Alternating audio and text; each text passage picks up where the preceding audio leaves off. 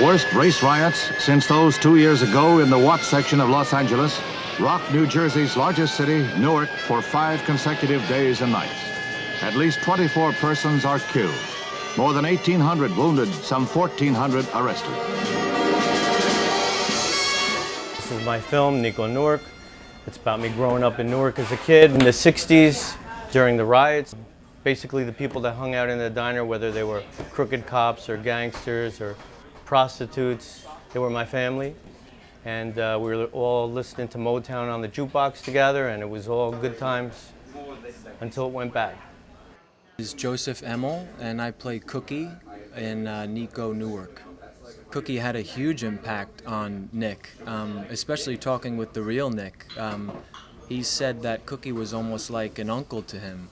And which is interesting when your father is a diner owner and then your uncle is a gangster, and you can imagine, you know, the advice that one would give and if it was in good intentions or not, you know.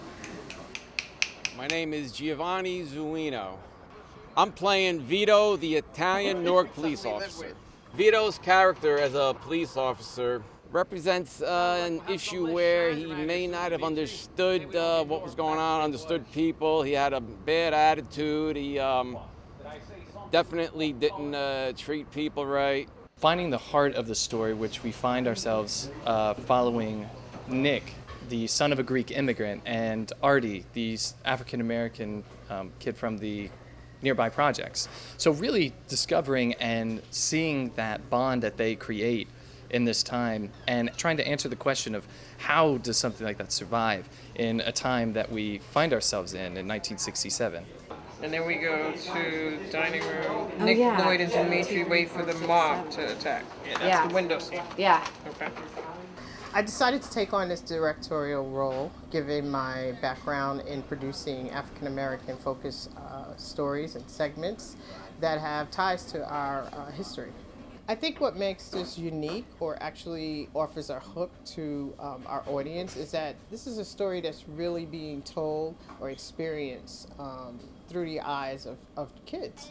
And it's how their friendship weathers a storm during a tumultuous time.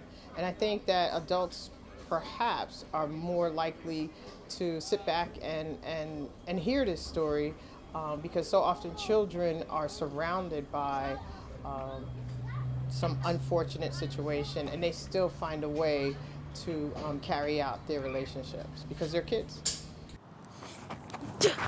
Look at that weird miss. What a loser! My name is Theodore Dalton, and I play the role Niko in Niko Newark. It's a very amazing story, and it's very interesting. I love the concept. There's definitely pressure, but it's amazing to be talking to the person that I'm actually playing. Like, this is his real chain. It's really cool. I'm Walter Russell III, and I play the character Arty in the short film Niko Newark.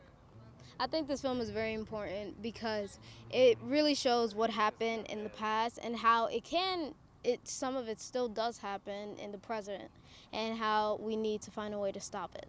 I'm hoping that the audience gets a sense of just how deeply hatred can cut and how we can miss out on really good friendships and relationships because of preconceived ideas about one another, about stereotypes that don't really or shouldn't really have a place in our lives. Yes, we may be different, but we're more often alike than we are different.